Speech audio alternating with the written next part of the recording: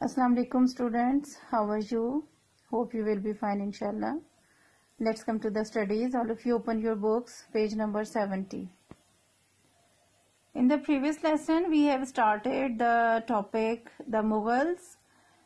मुग़ल बादशाह मुग़ल हुक्मरान सब कॉन्टिनेंट में साउथ एशियन रीजन में जो मुग़ल बादशाहों का दौर था उसके हवाले से हम सारी डिटेल यहाँ पढ़ रहे हैं. It was called the golden period in the history of the sub continent. बरे सगीर साउथ एशियन रीजन में ख़ास तौर पे जो मुग़ल बादशाहों का दौर था ये गोल्डन पीरियड कहलाता था. और सुल्तान ऑफ दिल्ली जो थे वो यहाँ की आवाम से इतना ज़्यादा इन टच नहीं रहते थे, लेकिन जो मुग़ल बादशाह थे वो यहाँ की आवाम के साथ बहुत अच्छे तरीके से पेश आए और बहुत अच्छा उनके लिए इन्होंने एफर्ट्स की. और तो इस लिहाज से यहाँ के जो रहने वाले थे वो इन बादशाहों को बहुत पसंद भी करते थे. द ग्रेट मुगल्स टॉपिक हमने स्टार्ट कर दिया था प्रीवियस लेसन में. ये जो मुग़ल बादशाह हैं इनके बारे में थोड़ी सी जो इनका इंट्रोडक्शन है यहाँ पर आपको दिया गया है. बहुत ज्यादा डिटेल में नहीं है, जबकि बहुत जबरदस्त हिस्ट्री है इन बादशाहों की, तो यकीनन आप पढ़ेंगे तो आपको बहुत अच्छा लगेगा. स्टार्टिंग में हमने पढ़ लिया था first Mughal emperor of south Asia was Babar. जो पहला मुगल बादशाह था वो बाबर था जिसने दिल्ली को फतह किया और यहाँ पर 1526 में यहाँ पर अपनी रियासत कायम की. And he died after 4 years. तकरीबन 4 साल बाद ही इनकी वफात हो गई. He was a great scholar, poet, historian and geographer as well as being a first class general. ना सिर्फ जबरदस्त किस्म का आला पाया का जर्नल था बल्कि ये शायर भी था, तारीख दान भी था, बहुत जबरदस्त जोग्राफिया दान था. यानी कि बहुत ही आलिम व फाजिल हुक्मरान और बादशाह रहा है और दिल्ली को फतह करके इसने यहाँ पर मुगल बादशाहों की मुगल सल्तनत जो है वो कायम की, लेकिन सिर्फ 4 साल जो है वो जिंदा रह सका. His son Humayun was a kind-hearted man who lost his kingdom for some time to the brave and cunning Sher Shah Suri but recovered it afterwards. Babar के बाद उनका बेटा हुमायूं जो है वो बादशाह बना, लेकिन वो बहुत ही जो है वो मेहरबान नरम दिल इंसान था और शायद यही उसका वीक पॉइंट था कि अफगान एक लीडर था शेर शाह सूरी जो बहुत बहादुर भी था, कनिंग भी था, होशियार चालाक था और उसने यहाँ पर हमला किया और हुमायूं को शिकस्त देकर यहाँ जो दिल्ली पर अपनी रियासत कायम कर ली. लेकिन तकरीबन 15 साल के बाद हुमायूं ने दोबारा से शेर शाह सूरी से मुकाबला हुआ और उसको शिकस्त दी और अपना जो तख्त है दोबारा से हासिल कर लिया. Akbar the son of Humayun was probably one of the greatest emperors in history that ever ruled. Humayun जो है वो तकरीबन अपना तख्त हासिल करने के 6 महीने बाद ही इसकी वफात हो गई और ये लाइब्रेरी की सीढ़ियों से गिरकर जो है वो इनकी वफात हुई. फिर इनके जो बेटे थे अकबर उन्होंने हुकूमत संभाली और ये जो बादशाह हैं ये सबसे जो है अजीम तरीन बादशाह, जिसे मुगल बादशाहों में कहा जाए तो गलत नहीं होगा, बेहतरीन और जबरदस्त बादशाह गुजरे हैं ये अपने वक्त में. He conquered most of South Asia and developed a policy of treating the subjects with kindness and justice. इन्होंने बहुत सारा जो साउथ एशिया का इलाका है वो फतह किया, अपनी रियासत में शामिल किया और एक पॉलिसी जो है वो जो है डेवलप की. वो कौन सी थी पॉलिसी कि जो अवाम है, जो रियाया है, वहाँ के रहने वाले हैं, उनके साथ जो है वो रहमदिली से और इंसाफ से पेश आया जाए, रियाया को अवाम को नुकसान नहीं पहुंचना चाहिए. His son Jahangir was an emotional person. फिर अकबर का जो बेटा था जहांगीर वो बादशाह बना और वो जो है जहांगीर वो एक बहुत ही इमोशनल पर्सन, बहुत जज्बाती शख्स था. Who was interested in painting and natural history और the study of animals and plants.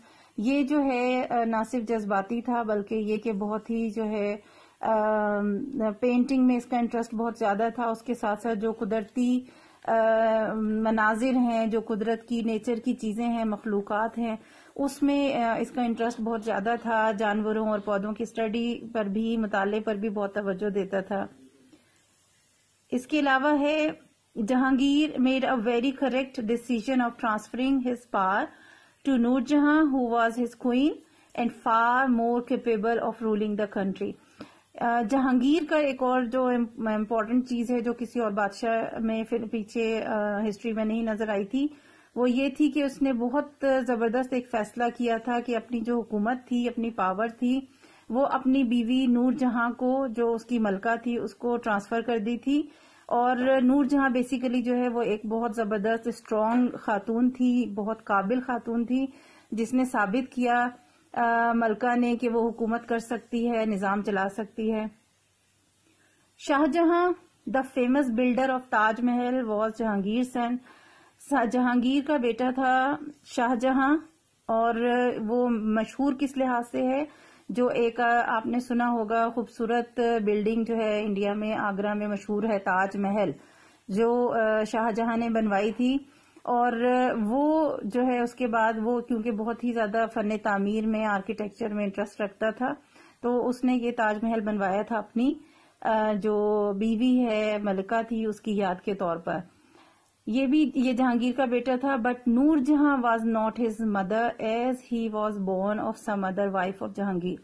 لیکن یہ اصل میں جو نور جہاں تھی اس کا بیٹا نہیں تھا، بلکہ ہو سکتا ہے کہ یہ جو ہے جہانگیر کی کسی اور بیوی کا بیٹا ہو، لیکن نور جہاں کا بیٹا نہیں تھا Shah Jahan. As he patronized architecture and is famous for some of the most magnificent buildings in South Asia.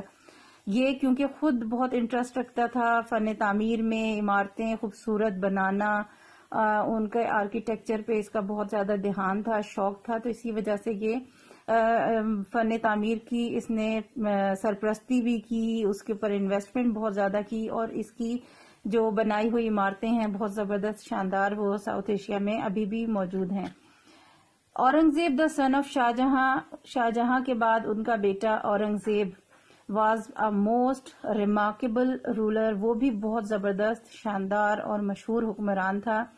He spent nearly all the resources of his empire in wars against other rulers of South Asia.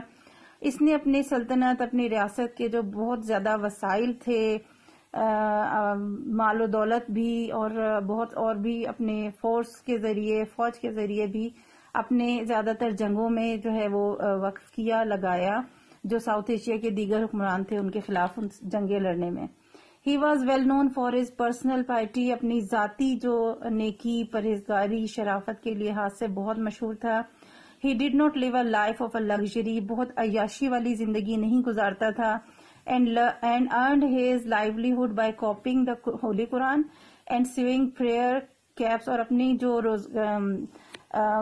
ضروریات تھیں، جو اپنا روزگار تھا، وہ جو عوام کے مال و دولت پہ اور اس پر نہیں رہتا تھا، بلکہ یہ کہ یہ پیسے کماتا تھا قرآن پاک کو لکھنے میں، اس کی کاپی کرنے کے کام میں، اور اس کے ساتھ ساتھ جو مسجد میں نمازیوں کے لیے جو ٹوپیاں سی جاتی ہیں وہ بنایا کرتا تھا، اور اس سے جو روپیہ حاصل ہوتا تھا وہ اپنی ضرورت پر خرچ کرتا تھا. Aurangzeb was a religious man but his treatment of Hindus was not harsh. Aurangzeb ایک بہت ہی دیندار اور مذہب سے میں انٹرسٹ رکھنے والا انسان تھا، لیکن اس کے باوجود وہ ہندوز کے ساتھ کوئی سختی نہیں برتتا تھا. ایسا نہیں تھا کہ اگر اسلام سے اس کا لگاؤ زیادہ ہے، مذہب سے لگاؤ زیادہ ہے، تو شاید وہ کسی دوسرے مذہب سے تعلق رکھنے والے لوگوں کو تنگ کرے گا، ظلم کرے گا. ایسا بالکل نہیں ہوتا تھا، بلکہ ان کے ساتھ بھی بہت نرم رویہ تھا. He has often been criticized for being a stern ruler, but he was actually the mildest of all the Mughals and believed in simplicity and humility.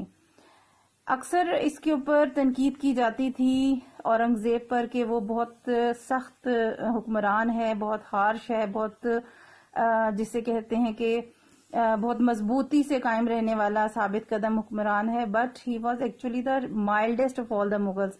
لیکن اگر تمام مغلوں میں دیکھا جائے تو وہ مائلڈسٹ تھا، معتدل جسے کہہ سکتے ہیں، کہ نہ بہت زیادہ نرم، نہ بہت زیادہ سخت، بلکہ نارمل جو ہے وہ بیہیو رکھتا تھا، نارمل ایٹیچیوڈ تھا اس کا تمام بادشاہوں میں. And believed in simplicity and humility. اور یہ جو بادشاہ تھا یہ سادگی میں، ہمدردی میں، انسانیت میں بہت زیادہ یقین رکھتا تھا. بالکل لگژریس لائف اس نے بالکل نہیں گزاری، بلکہ دین اور مذہب سے ریلیٹڈ سادہ زندگی گزارتا تھا. ٹھیک ہے جی، یہ ٹاپک گریٹ مغلز کے حوالے سے ہے. تمام بادشاہوں کا تھوڑا تھوڑا سا انٹروڈکشن یہاں موجود ہے. آپ نے اس کی ریڈنگ کرنی ہے، اور اس میں تمام بادشاہوں کے حوالے سے جو تھوڑی سی باتیں بیان کی گئی ہیں وہ آپ ہر ایک کے حوالے سے یاد کریں گے، پڑھیں گے. انہی میں سے میں آپ کو آبجیکٹیو شارٹ کوسچنز بنا کے دوں گی. اللہ حافظ.